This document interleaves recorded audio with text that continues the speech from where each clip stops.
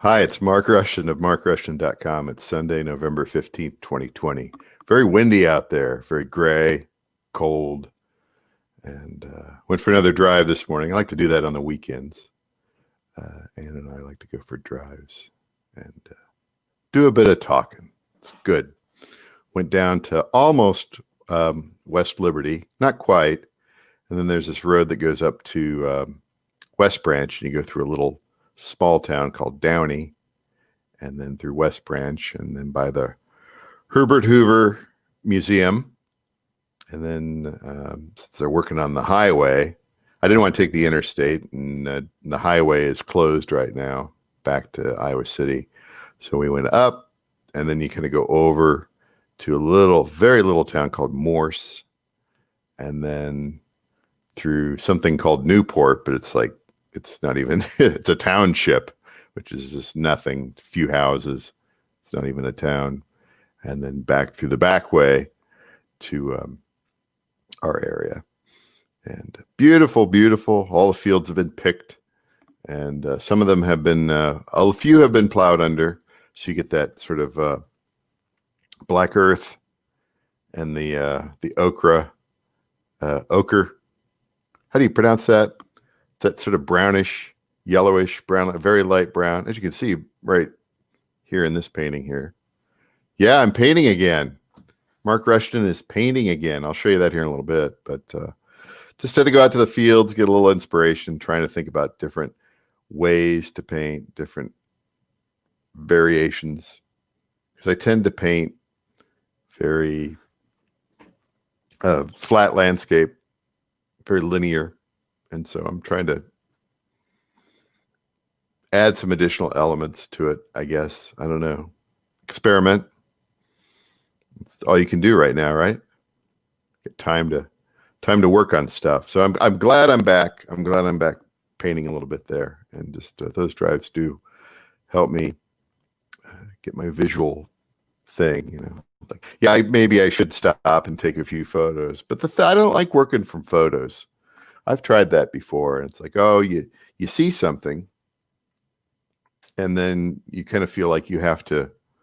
Some people feel like they have to paint what they see or an interpretation of that, and I like to just do my variation of nature, you know. I guess, I don't know. You look at somebody like, let me get rid of this. You look at somebody like Grant Wood and those paintings that he made. I'm not talking like American Gothic or Daughters of Revolution or anything like that, but it's landscapes, which were, and if you ever drive out to the area where he was very young, and he spent a lot of time out there to east of Anamosa, the hills look like that. They kind of circular, ravine-y, very stylized. It's very stylized, but you got, oh, I get it. I get it now. I get it. That's why he painted that sort of landscape in that sort of way. It doesn't look like it could really be like that. And you get out there and drive amongst the farm fields, and you're like, oh, this is okay. I get it. I get what he was doing now. He wasn't just modifying it at his discretion, but he was taking it and sort of putting it into, kind of a stylized version. But if you go out there, yeah, they look like that. Should probably get on. I don't even know if you could get on like Google Maps and go down one of the highways. You probably can't just get the gist of it. So. All right, where are we? Where are we today? I'm going to talk about the Insomniac Bookshop and show you some things from that, from my buddy Tom Wink. And then I'm going to show you my painting, a scan of that. It's a work in progress. And then I'm going to show you some of the audio recorders that I use. So I use at least two. Sometimes I use my phone, but that's when there's nothing else around. All right. This might be a quick one today here.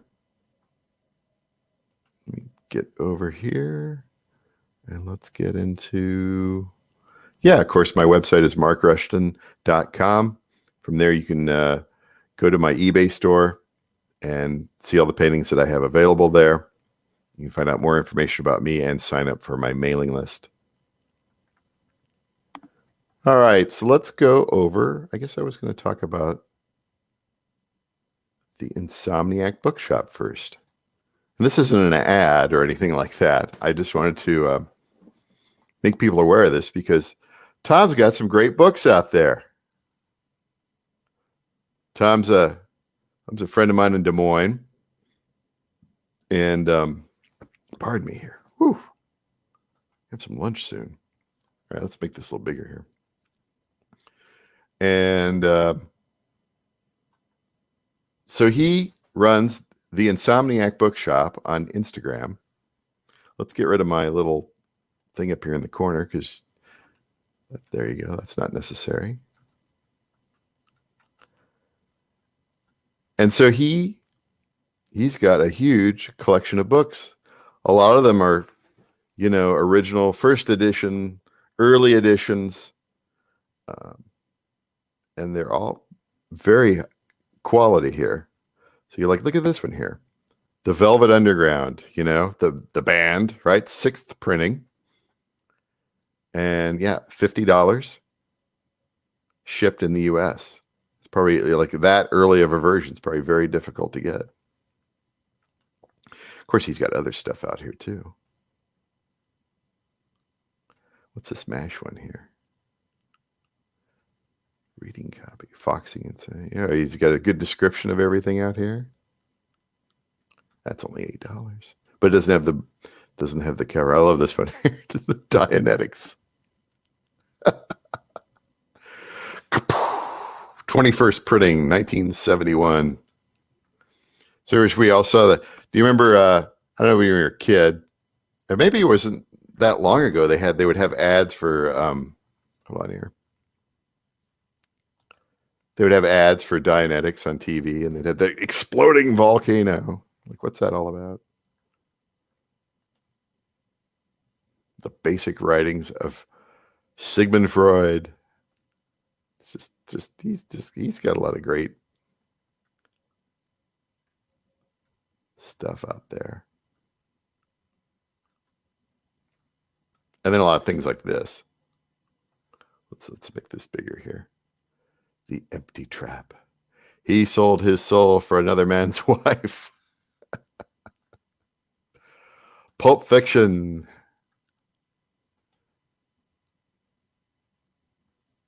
Maggie Cassidy. A new novel by Jack Kerouac.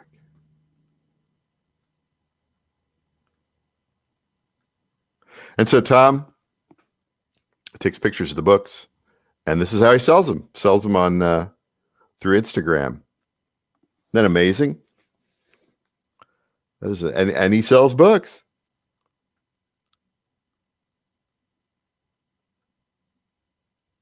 Yeah, look at that. Catch 22. Come on, Internet. There we go. $20. Early Book Club edition. You just don't see covers like that anymore.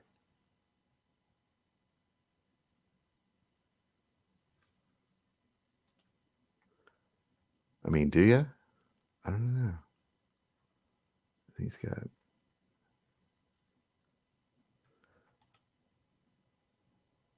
Yeah, he couldn't sell it for 60. Down to 50.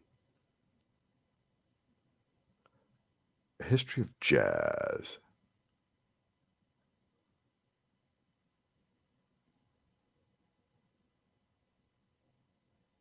Nose dust jacket. Yeah. The Catcher in the Rye. Which one's 24th printing? This book may shock you. Anyway. The Insomniac Bookshop. If you like to get, just the occasional photos of books, book covers, maybe buy one every now and then. It's good. Yeah, modern lit, vintage paperbacks, counterculture, beats, sci-fi, and mystery. Yay! So there you go. Okay. Knock out of this one here. What's next? We're going to talk about me painting. Oh my God. Did you really get back to painting? Yeah, I'm going to talk about this a little bit. This is a work in progress. This was inspired by my drive yesterday. And it was also inspired by me. Hold on here. Get me in the mix here. Because if you just see that, you don't see me sort of talking and expressing. You don't really kind of get the and let's get this out of here. There we go. Put this on the full screen. So this is the scan. And if I wanted to go and maybe crop it a bit to like, this is crop it to about an 8x10. But I could crop it further if I wanted to make it, 5x7 or whatever. So I got back to, and I'd been talking about this a few days ago, where I was talking about painting on Tyvek and why I quit painting on Tyvek. And now I'm kind of going back to it because I like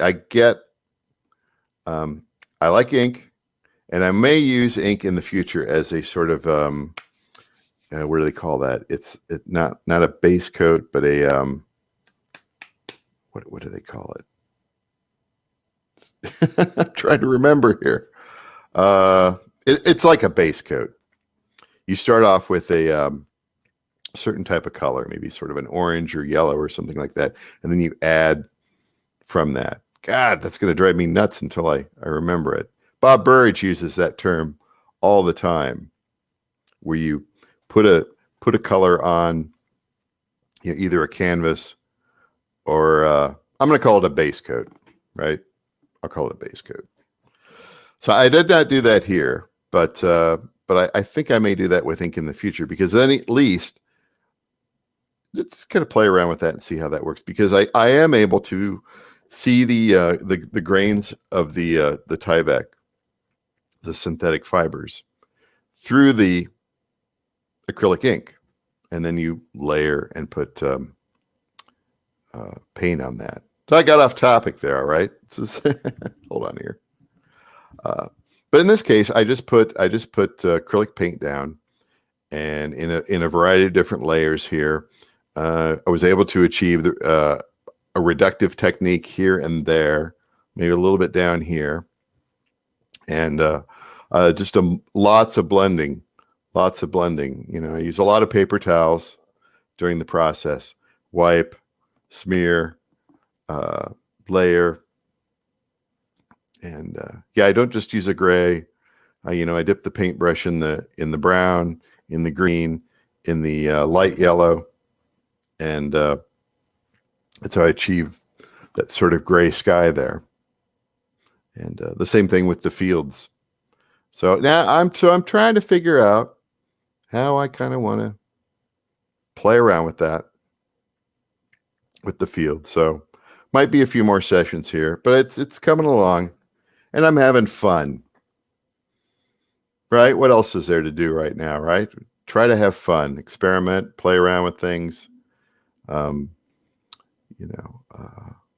been keeping busy with music stuff, editing, and making playlists and sequencing and stuff like that. But you can only do that. I can only do that for so long. And then there's art stuff, organization stuff, cleaning that you have to do. And so life has been so crazy anyway, just for us around here the last 3 months. And then, of course, for everybody for the last 8 months, that it's hard to get back into that mindset. But I think me coming on here, talking to almost nobody and sharing this work on here motivates me a bit. Yeah, it takes a little bit of time. You're spending 10, 15, 20, 30 minutes talking about talking about the painting. But I don't know.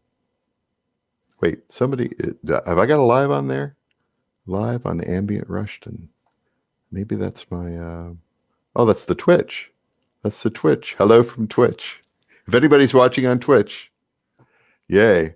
So anyway, I'm going to work on this a little bit more today, and I may bring this back in the future if I don't ruin it. I have a lot of pieces that are ruined that actually should either go or should be redone, and they'll have their time. It's the same thing with music files. I make things, put them away. I sort of had this odd way of working, way of managing stuff. So anyway, this is, let's go. And of course, let's get into a detail here. Whoops, what am I doing? How do I move this around? There we go. Like something like this section over here with the green. That's just a guide. That's just an early version of something, right? And in there with that the dark brown, the almost reddish brown.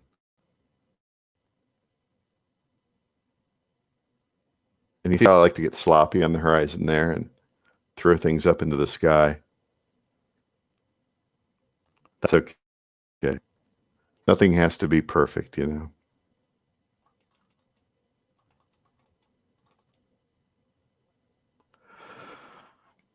So yeah, I'm happy with that, where that's going. And I feel, yeah, okay, if I want to treat this as a work on paper and have it under glass or plexiglass, then so be it. It's okay.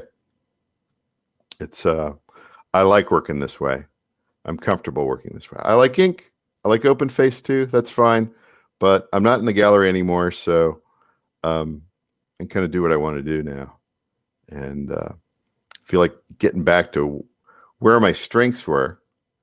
And the inks have a lot of the strengths too, but I can do a little bit more here with the paint. So I'm okay. I'm okay with it. Just want to do the best work possible. Just want to do the best images that I can. Interesting, unique, abstract, but with a touch of a little bit of objectiveness and objects in there. Trying to find that balance there between that. So, all right, I've rambled enough about that. Let's get out of there. Oh, wait, what happened? Here is that. Oh, we're back to this actually. Third part of the video. Then I'm going to get some lunch and then back to work because it's a Sunday. Audio recorders. This is the first digital audio recorder I ever bought. It's a Zoom H2.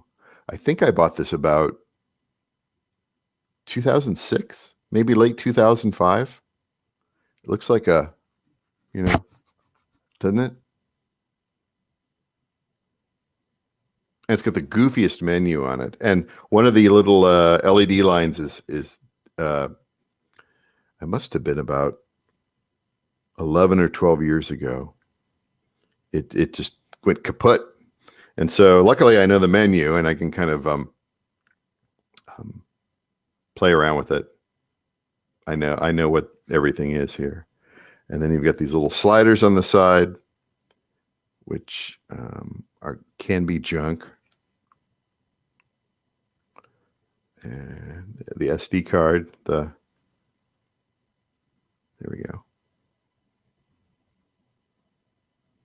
The door fell off a long time ago.